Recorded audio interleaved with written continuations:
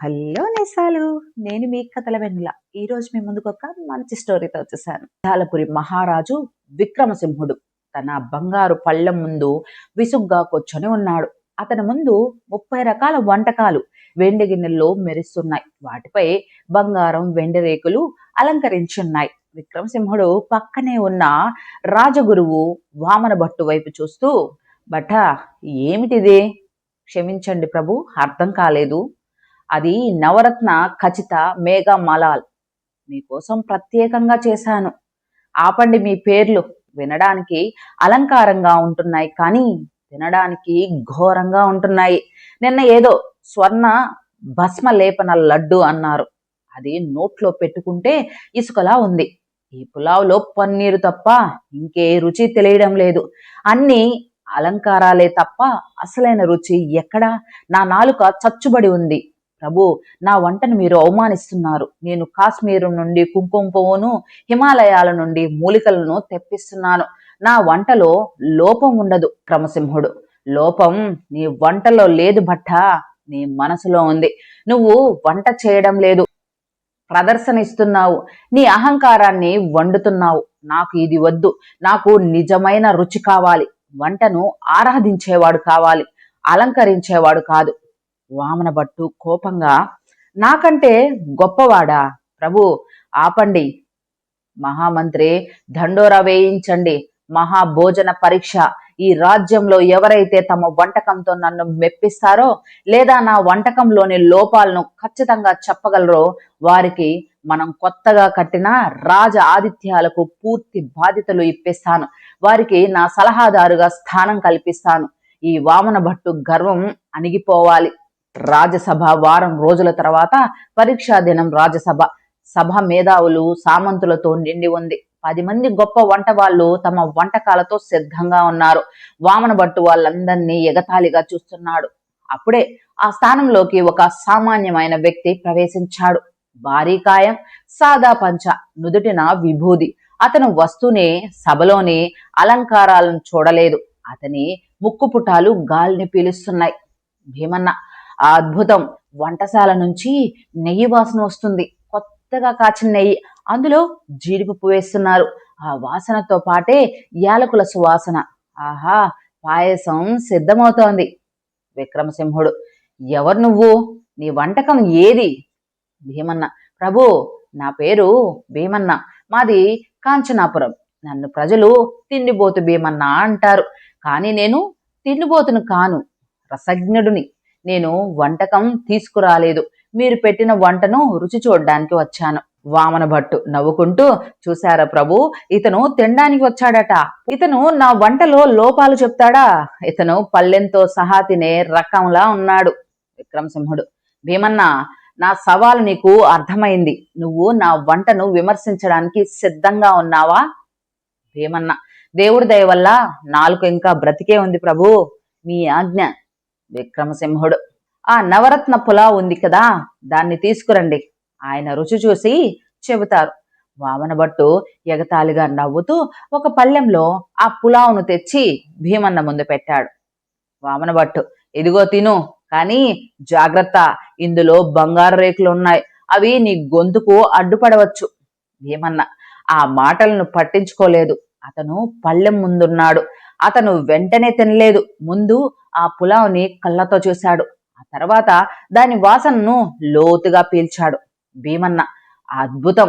అతను తన చేతితో కొద్దిగా అన్నం తీసుకుని నోట్లో పెట్టుకున్నాడు. కళ్ళు మూసుకున్నాడు. దాదాపు 1 నిమిషం పాటు దాన్ని నమిలాడు. సభ అంతా నిశ్శబ్దంగా అతన్నే చూస్తోంది. భీమన్న, రుచి ఎలా ఉంది? నాకైతే చప్పగా అనిపించింది. భీమన్న, మహారాజా, మీరు పొరపడ్డారు. ఇది చప్పగా లేదు, ఇది చాలా బిగ్గరగా ఉంది. విక్రమసింహుడు, బిగ్గరగానా? అవును ప్రభు, ఇందులో వాడిన కుంకుమ పువ్వు చాలా ఖరీదైనది. అది నేనున్నాను అని గట్టిగా అరుస్తోంది. ఇందులో వేసిన పన్నీరు నన్ను చూడు అని కేకలు వేస్తోంది. నేను వాడిన నెయ్యి నా వాసన చూడు అని దండోర వేస్తుంది. అందుకే కదా అది గొప్ప వంటకం. ఏమన్నా కాదు రాజుగారు, వంటకం అంటే ఒక సైన్యం లాంటిది. సైనికులందరూ కలిసి రాజు కోసం యుద్ధం చేయాలి. అంతేకాని ప్రతి సైనికుడు నేనే రాజుని అని కొట్టుకోకూడదు. ఈ పులావులో బియ్యం రుచి పూర్తిగా చచ్చిపోయింది. పన్నీరు, కుంకుమ పువ్వు ఒకదానితో ఒకటి గొడవ పడుతున్నాయి. ఇది వంటకం కాదు, రుచుల అల్లరి మోక. రాజు విక్రమసింహుడు గట్టిగా నవ్వాడు. విక్రమసింహుడు, సరిగ్గా చెప్పావు భీమన్నా, నా మనసులోని మాట చెప్పావు. బట్టా విన్నావా? వామన భట్టు, ప్రభు, ఇతను మాటల గారడీ చేస్తున్నాడు. ఇతను వంటవాడు కాదు, ఇతనికి శిక్ష పడాలి. నా వంటలు అవమానించాడు.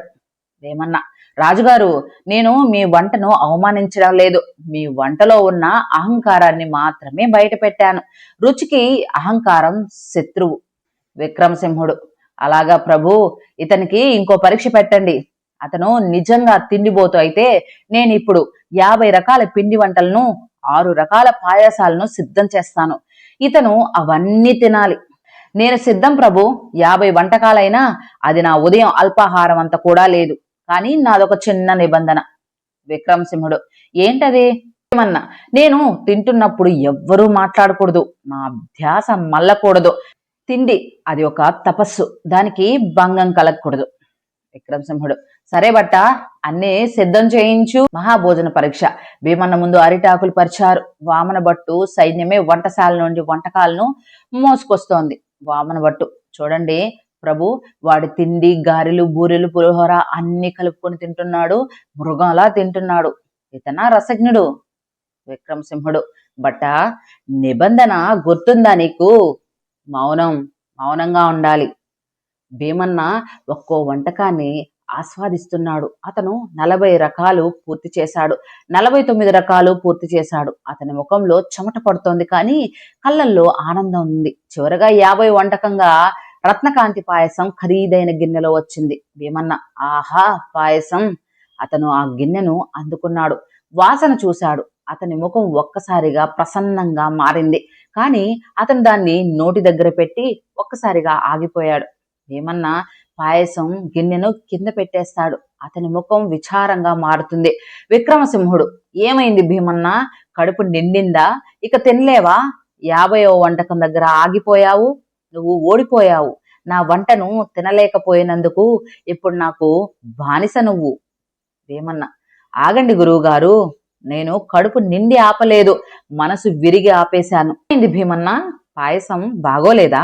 అందులో కూడా లోపమా? భీమన్న, ప్రభు, ఈ పాయసం ఇది అద్భుతం. పాలు, బెల్లం, నెయ్యి, బియ్యం అన్నీ సరైన పాలల్లో కలిశాయి. దీని రుచి స్వర్గంలో ఉంది, కానీ నేను దీన్ని తినలేను. విక్రమసింహుడు, ఎందుకు? అందులో ఏం లోపం ఉంది చెప్పు.